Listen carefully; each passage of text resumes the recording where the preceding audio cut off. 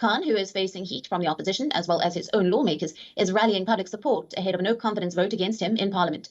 Despite stressed ties with Washington, Pakistan has tried to increase engagement with Russia. Pakistan receives substantial military aid from Washington. Its economy is heavily dependent on the International Monetary Fund's loans. With this background, Pakistan has chosen to align with the US rival, giving its economic interests. Now, Pakistan should look at India's strategy as a lesson to understand that Islamabad could exhibit an independent foreign policy if only it were free from foreign debt.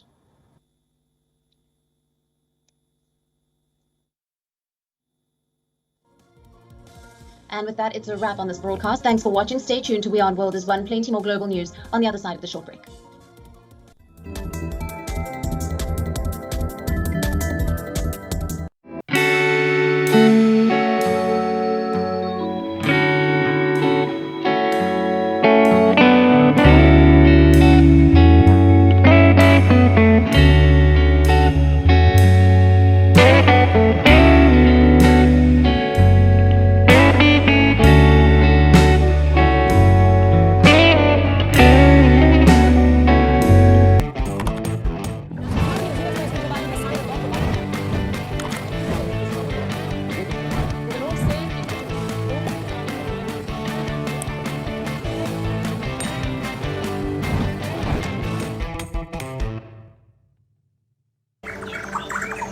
One trillion species, 7.8 billion humans, 1.9 million species extinct.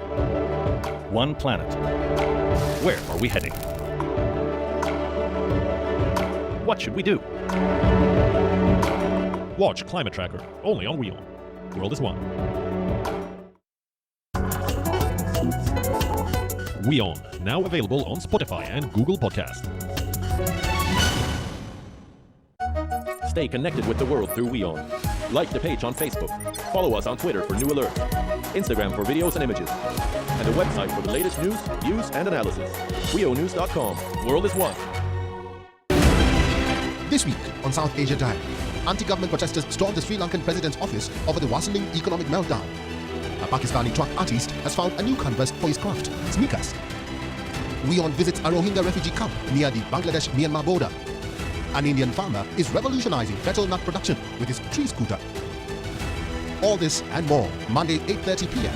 Only WeOn, World is One.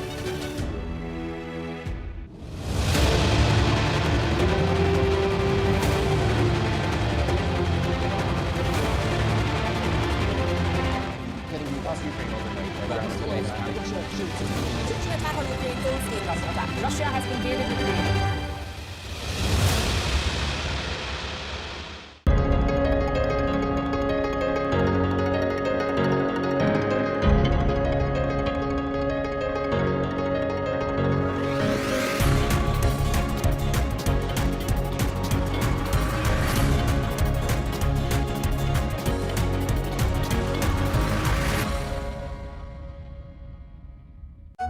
Stay connected with the world through WeOn. Like the page on Facebook.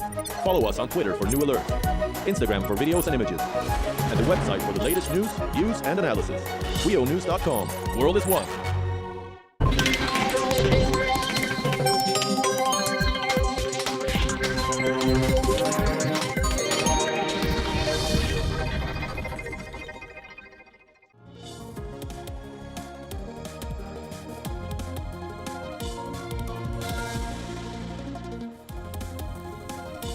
Welcome back to WeOn World is One. Thank you so much for staying with us. My name is Heen Korsura, and here's what we have lined up for you in Speed News today.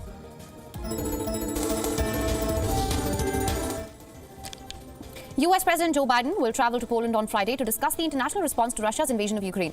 According to the White House statement, Biden will meet Polish President to review the latest on-ground developments in the region. The visit will cap a closely watched trip to Europe that will see Biden travel to Brussels to participate in a NATO summit on the 24th of March and join a European Council meeting later on. China won't help Russia. Ukrainian President Vladimir Zelensky on Sunday called on Israel to take a stronger stand against Russia, delivering an emotional appeal that compared Russia's invasion of his country to the actions of Nazi Germany. In a speech to Israeli lawmakers, President Vladimir Zelensky said it was time for Israel, which has emerged as a key mediator between Ukraine and Russia, to finally take sides. He said Israel should follow its Western allies by imposing sanctions and providing arms to Ukraine.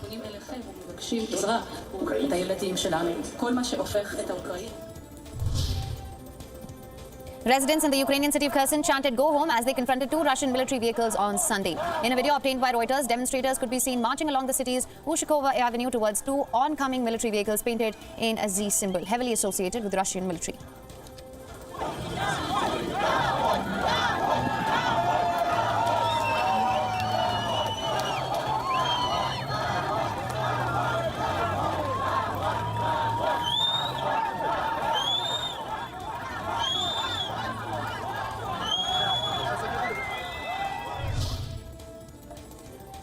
800 evacuees from villages occupied by Russian soldiers arrived in the town of Brovary on the outskirts of the Ukrainian capital of Kiev on Sunday.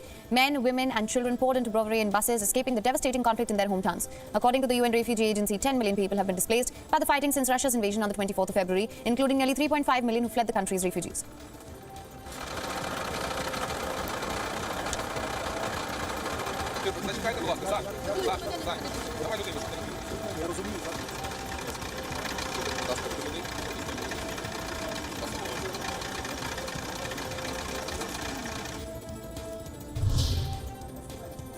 Bangladesh, meanwhile, has launched a nationwide food subsidy program after prices for cooking oil, lentil and other staples shot up in the wake of Russia's invasion of Ukraine. Rising produce costs, which officials blame on wild price fluctuations in the global oil market. These have sparked outrage across the country. Opposition activists have accused traders of profiteering and staged several protest rallies, with a nationwide strike against soaring prices planned for the end of the month.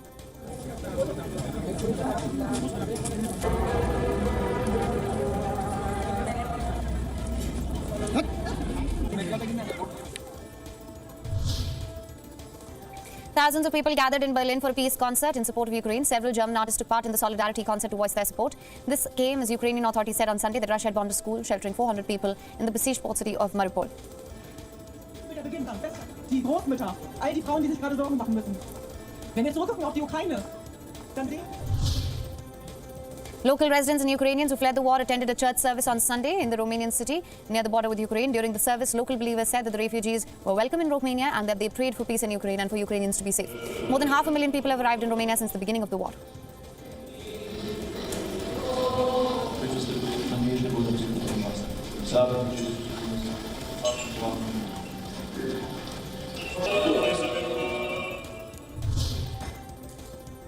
Volunteers at the Romanian border town of Siret have helped Ukrainian refugees flee the Russian invasion with their pets. Nearly 3.5 million refugees have fled Ukraine since Russia's invasion and are now camped in temporary accommodations in neighboring nations. Most of the Ukrainians have arrived at the border points in Poland, Slovakia, Romania and Hungary as part of the data compiled by the UN Refugee Agency, putting pressure on the European Union countries now attempting to shelter them.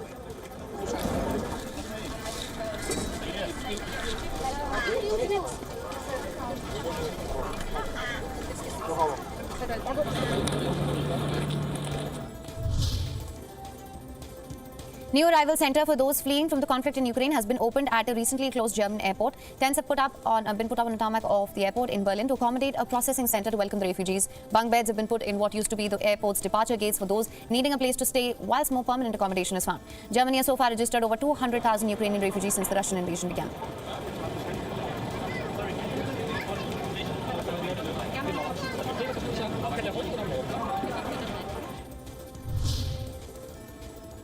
Thousands of Ukrainian children pouring into Poland were welcomed by a special guest at the Madryka border. A man dressed up as Santa Claus greeted the kids at the Polish border, handed gifts to the kids who've been forced to leave their homes due to the war. The man behind the idea said that he wanted to give the youngsters something to smile about and to distract them from the thoughts of the war.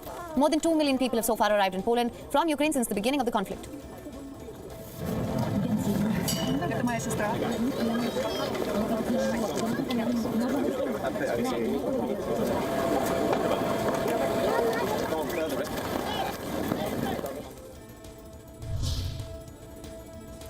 Thousands of people took to the streets in French cities over the weekend as France witnessed protests against racism and police brutality. In Paris, protesters paraded with a banner condemning what they called state crimes. Demonstrators also carried banners that read Black Lives Matter. Several people spoke at the rally and narrated their stories of police brutality. French Interior Ministry has said that more than 2,000 people showed up, while the march organizers estimated that around 8,000 to 10,000 people demonstrated. Protests also took place in Bordeaux and Toulouse in the southwest and Lyon in the southeast. Protests come 2 days ahead of the International Day for Elimination of Racism.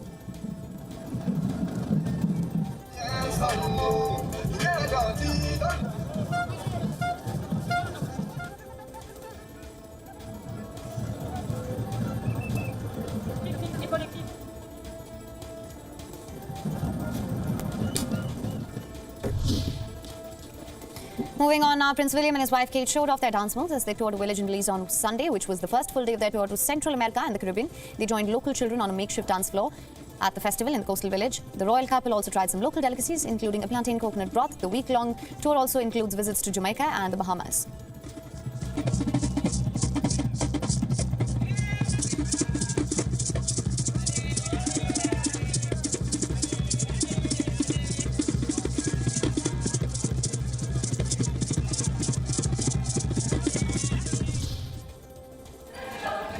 Dozens gathered in various cities in Brazil to show their support for their president as Bolsonaro gears up for election in October this year. In Rio de Janeiro, supporters cheered outside Bolsonaro's condominium, singing happy birthday. Bolsonaro also made a video call with the group thanking them for their support. In Sao Paulo, a small group gathered around a sound truck filled with banners against COVID-19.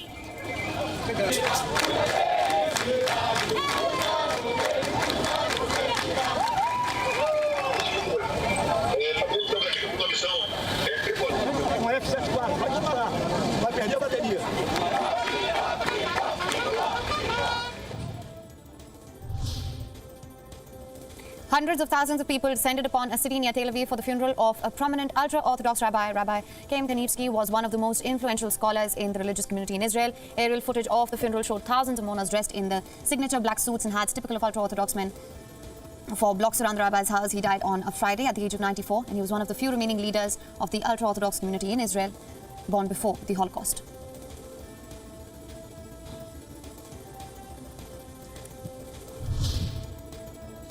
Despite the surge in COVID numbers, Hong Kong authorities have now said that they will resume international flights from 9 countries, including United States and Britain, from April.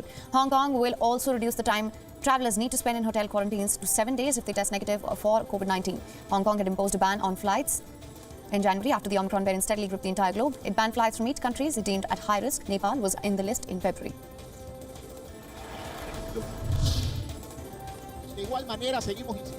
President of Ecuador has announced that the capacity restriction at venues imposed due to COVID-19 will now be lifted. All public places across Ecuador will now be able to function at 100% capacity, although Ecuador has withdrawn the capacity restrictions imposed nearly 2 years. Mask mandates will remain in the country. The arrival of the Omicron variant in the country had forced authorities to temporarily suspend face-to-face classes and reduce the capacity of their institutions as well.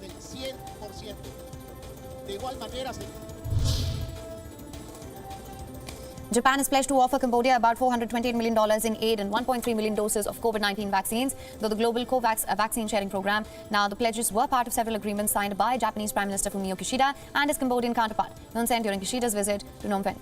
Japan will provide support loan of $378 million and grant aid through contribution to international organizations of $15 million. Kishida also expressed support for Cambodia's democratic process, such as holding elections, in a way that reflects diverse voices from the Cambodian people. Ireland, meanwhile, held a day of remembrance in memory of all those who died during the pandemic. President Higgins began the day by ringing in the peace bell 5 times. The chimes were in honor of frontline workers who died during the pandemic. Ireland has reported over 6,600 COVID-related deaths since the start of the pandemic.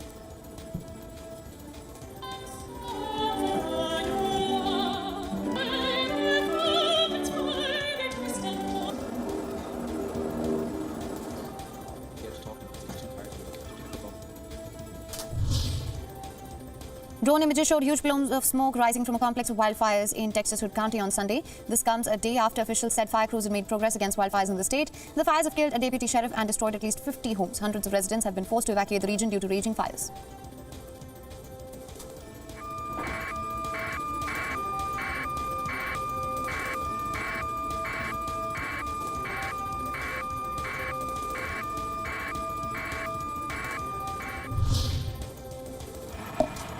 On to sports now. Sweden's Armin Duplantis has broken his own pole world record for the second time in less than 2 weeks. The 22-year-old cleared the 6.20-meter mark at the World Athletics Indoor Championships in Belgrade. The reigning Olympic champion achieved the feat at the Stark Arena, where he had cleared the 6.19-meter mark just 13 days ago. The gold medal was secured with what was a routine jump for him of 6.5 meters, and then he went over to the 6.20 mark with his third and final attempts, just brushing the bar on his way down.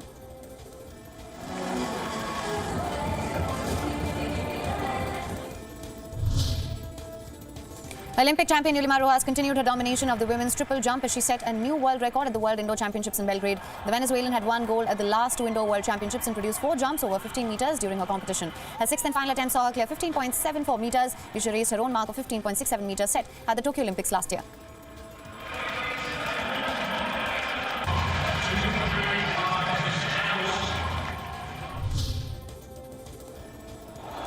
Liverpool will now face fellow heavyweights Manchester City in the semi-finals after Pep Guardiola's side beat Southampton 4-1. Raheem Sterling had put City ahead after just 12 minutes, but hosts drew level courtesy of an own goal from defender Aymeric Laporte on the stroke of half-time. City were under pressure for most of the first half, but pulled away in the last half hour. Kevin De Bruyne gave the citizens lead again from the penalty spot before Phil Foden and Riyad Mahrez also got on the score sheet. Like Liverpool, Man City also could win the Premier League, FA Cup and Champions League titles.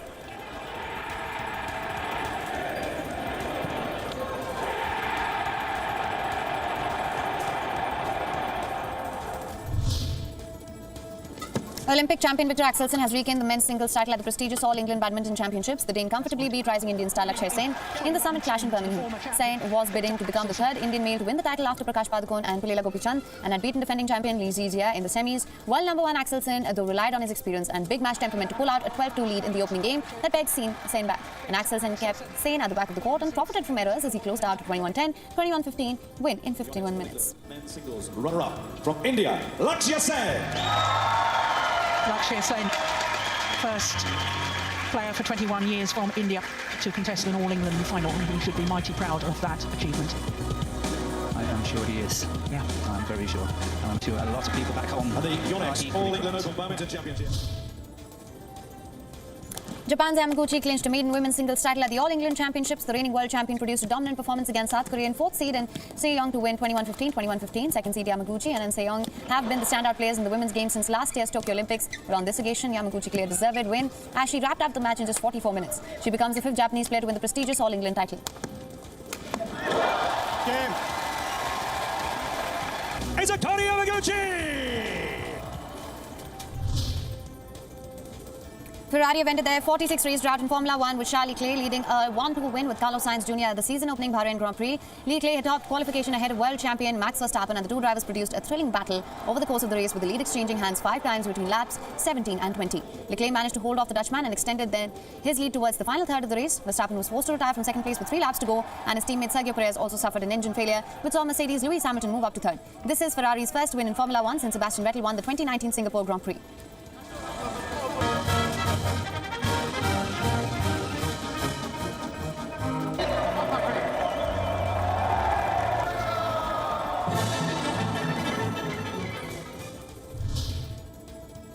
Let's now take a look at what's making news in the world of entertainment. Amanda Bynes is making moves ahead of the potential termination of her conservatorship. After filing to end her conservatorship last month, the actress turned fashion student is now planning to move in with her fiancé Paul Michael. Bynes had announced her engagement earlier in 2020. Bynes, who has stayed away from the spotlight for quite some time now, will have a court hearing which will address the potential end of her nearly 9-year-long conservatorship. Amanda's mother, Lynn, has granted temporary conservatorship over her daughter back in 2013 following her erratic behavior. Britney Spears returned to social media after her account disappeared for 2 days. The pop icon made her big return with a carousel of pictures displaying her standing inside the premises of her residence in her usual at-home fashion. Now, the singer, however, only shared a red rose emoji and did not share details of what happened to her within these couple of days.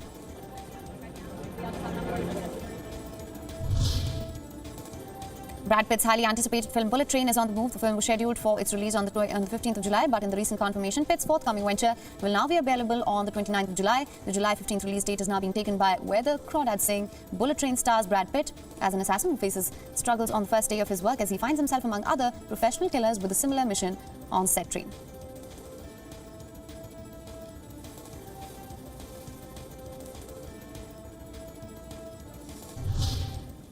That's all the time that we have on this edition of the News Bulletin. Global News continues on the other side on Beyond World is One. Stay tuned.